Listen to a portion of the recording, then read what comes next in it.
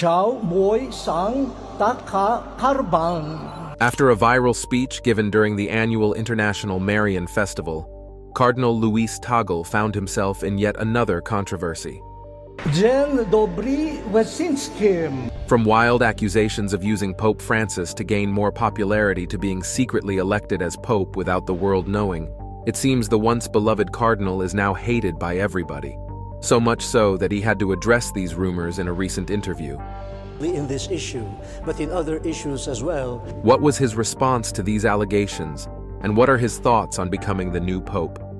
Join us as we reveal all he said in this interview. Addressing the rumors and allegations. On January 10, 2025, Cardinal Luis Antonio Tagle delivered a powerful speech during the annual International Marian Festival.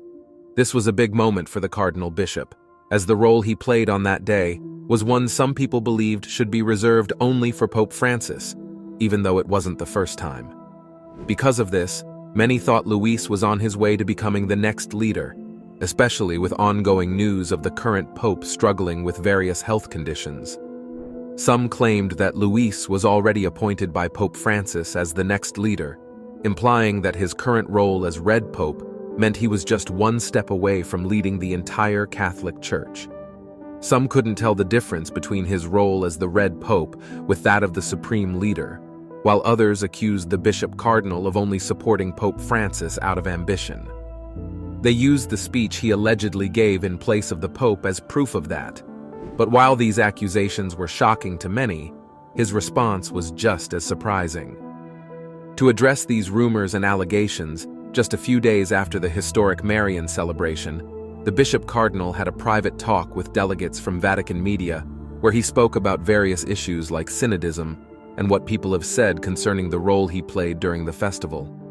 During that talk, the Bishop Cardinal made it clear that he isn't the current Pope and is also not planning to become one anytime soon. He further addressed the confusion about his current role by stating he is only known as the Red Pope because he is in charge of mission territories in Asia and Africa, but that doesn't mean he is the global leader of the Catholic Church. Just like the current Black Pope is the current head of the Jesus Society, but is also not the global leader of the Catholic Church. As for his relationship with Pope Francis, Luis revealed that it has never been out of ambition, as their friendship lasted long before either of them could even dream of becoming the Pope. Here is all he said. How he met Pope Francis. Based on all he revealed to Vatican media, Luis first met the current Pope on the 19th of April 2005, shortly after the meeting of cardinals that voted Pope Benedict XVI. After the meeting, they spoke for a short while, and that was how they became friends. But being his usual self during the discussion, Luis went all the way back to his early years in the late 50s. Born in the Philippines to a very religious home, his parents, Manuel and Milagros, were very devoted to what they believed.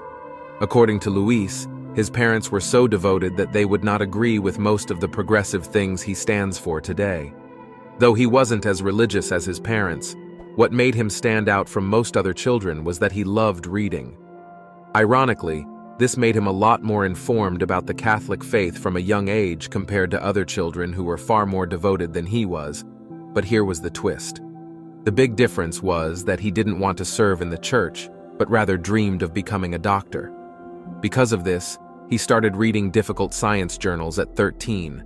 But as he grew older, many things he learned didn't seem to add up. The famous theories of evolution on their own didn't make sense to him, because as far as he knew, something had to be the driving force behind it.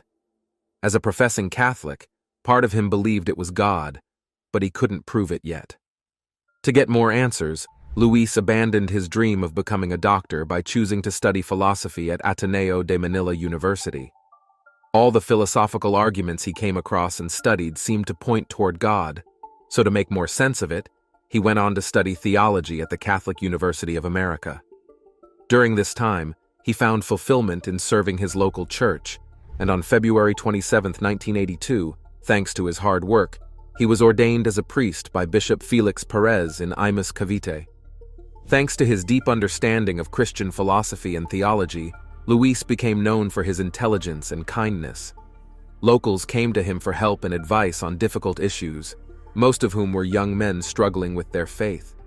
As someone who once struggled with believing in God, many thought his answers were brilliant and compelling, and he quickly became known to locals as the man who brought people back to the church. Because of how famous he was chosen to be the Bishop of Imus in 1982. Various reports tell us that he worked very hard to please the people who lived there, and his growing influence got him involved in planning one of the biggest events in the Catholic Church, the conclave. This was a special meeting of elders within the church to elect the next global leader, and that was where he met the current Pope Francis. Here's how it went. According to Luis, the person we know today as Pope Francis isn't what he was known by in 2005. You see, the name Pope Francis was more like a title he got when he was elected. Back then, he was known as Archbishop Jorge Mario Bergoglio. One thing that brought them close when they first met was their shared love for theology and philosophy. Jorge, now known as Pope Francis, had studied both courses in San Miguel. Looking back, Luis points out that they had a deep passion for social justice. This passion was so deep that it caused them to clash with those who knew much more than them. Like himself, Jorge had also wrestled with his more devout parents on social justice, believing that while the Bible has strict rules on sensitive topics, it is also important to show love to those who refuse to obey them. They also had a shared passion for the poor, a passion they grew to accept not everyone had. April 19, 2005, was when the conclave came to an end, and it was also the day Luis had the pleasure of meeting Jorge for the first time. Though they didn't talk much, it was clear they had a lot in common, and this was most obvious during the 2005 Synod of Bishops. During this meeting, leading church bishops from around the world had the chance to share their views on various issues within the church, and throughout the meeting, as Luis recalled, nobody reflected his thoughts better than Jorge.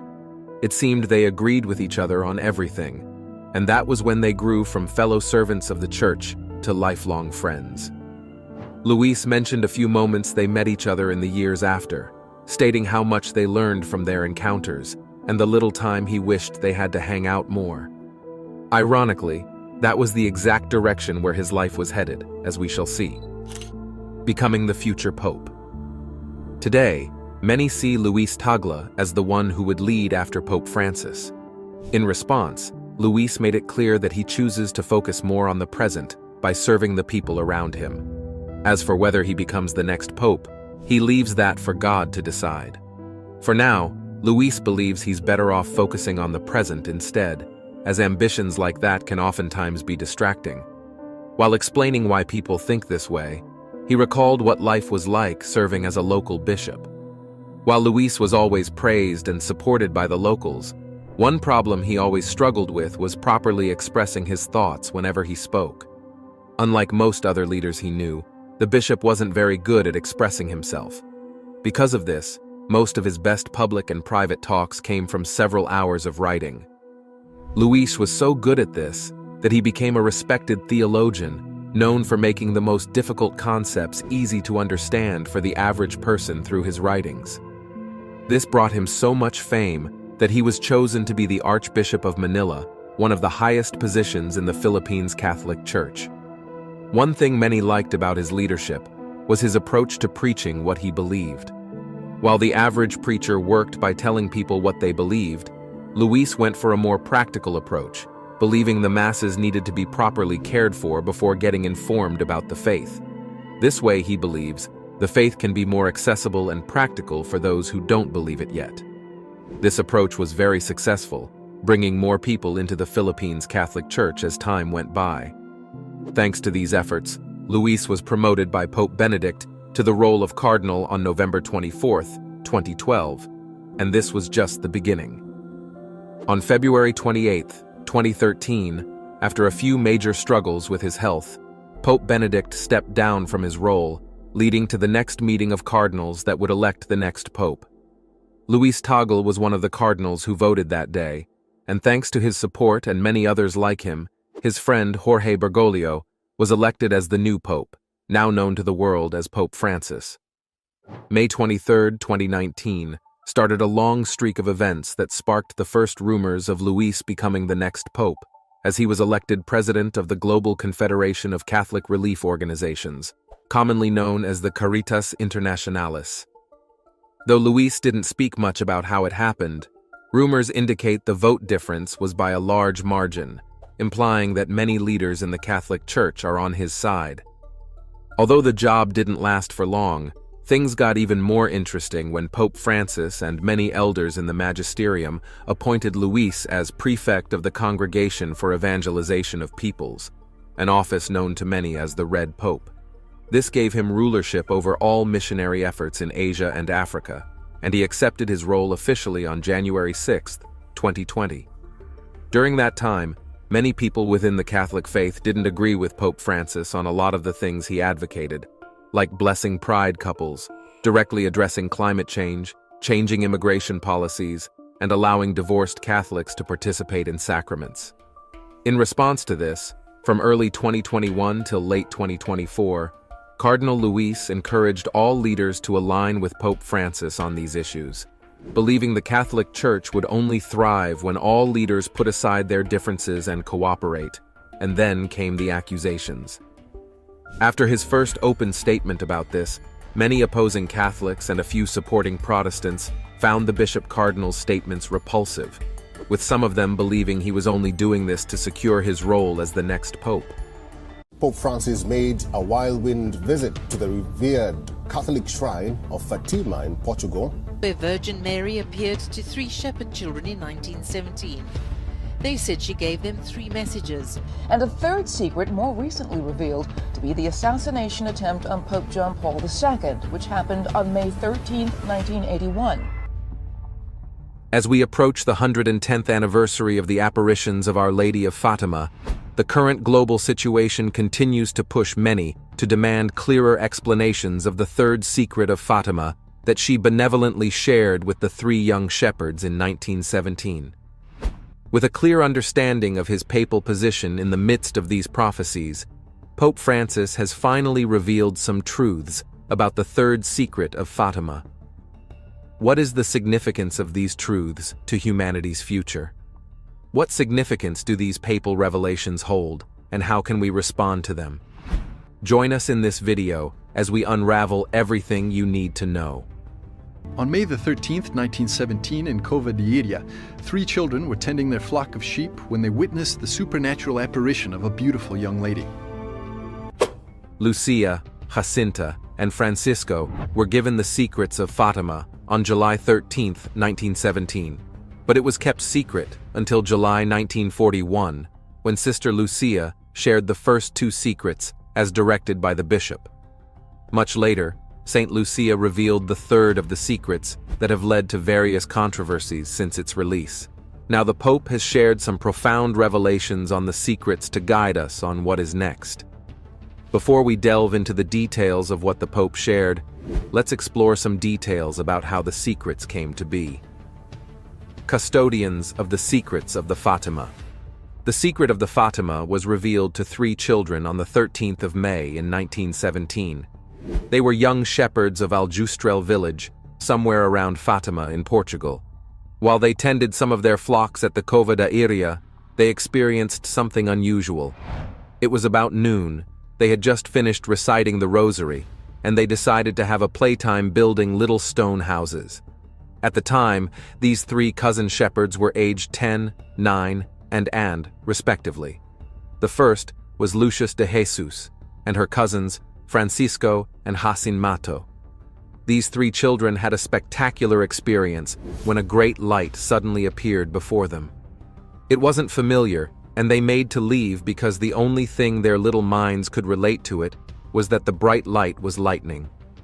Then again, another flash of light appeared in the clearing before them, and this time, a lady described as brighter than the sun appeared before them, just above a small holm oak. She had a white rosary hanging from her hands, and she began to speak to them. Now, what did she tell them? The lady wanted them to come to the Cova de Iria on every 13th day of the month for the next 5 months. The children went back in the first 3 months, but after they began sharing their experience of the lady's visit with others, they were believed to be telling lies. This made the mayor of Nova de Urem take them away in a bid to make them confess that they were lying. Outside the designated meeting site with the lady, they had another unexpected apparition while grazing their flock in Valinhos, another village about 500 meters from their village, on August 19th. The earliest known apparition of the Virgin Mary isn't quite an apparition at all, it's more a bilocation. Our Lady appeared while she was still living. Subsequently, they returned to the Cova de Iria on the 13th of September and October. By the last visit, the news of the apparitions had spread, and about 70,000 people were present on the last day to experience the apparition with them.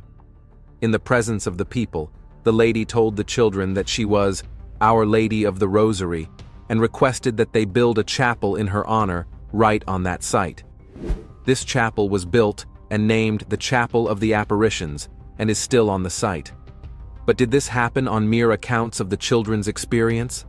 Absolutely not. Most people didn't believe them. At that time, about 30,000 people gathered to experience the apparition as the children claimed. This made the Blessed Lady promise the children that a miracle would happen the next month so that all who doubted would believe them. In fulfillment of this, after a rainy day, they saw the sun emerge behind the clouds like a disk, bright with various beautiful colors that were easy to look at, which was in itself a miracle, as no one can look at the sun shining with such intensity without it being a miracle. After this, it spun like a fireball, as though it would fall to the ground for 10 minutes. This nearly unbelievable miracle was witnessed by thousands of people, and it became known as the miracle of the sun. Everybody was saying that if the miracle did not happen, the whole family would die. And so he stayed home. He was afraid. And because he was afraid to die, he wasn't there when the miracle of the sun occurred. These experiences led to the acceptance of the first, second, and third secrets of Fatima that the lady shared with the children. So, what were these secrets? You're about to find out. Unveiling the secrets of Fatima. While 3 children received the secrets from the lady, only one of them was able to share what the lady said to them. Shortly after the apparition experience, something devastating happened in Fatima, leaving only Sister Lucia to recount the secrets that the lady had shared with her and her cousins. Francisco and Jacinta had died 1 year apart from each other due to the outbreak of the flu in Fatima. Although severely ill, Francisco spent most of his years after the vision offering his life as a penance to console the Lord, despite his health.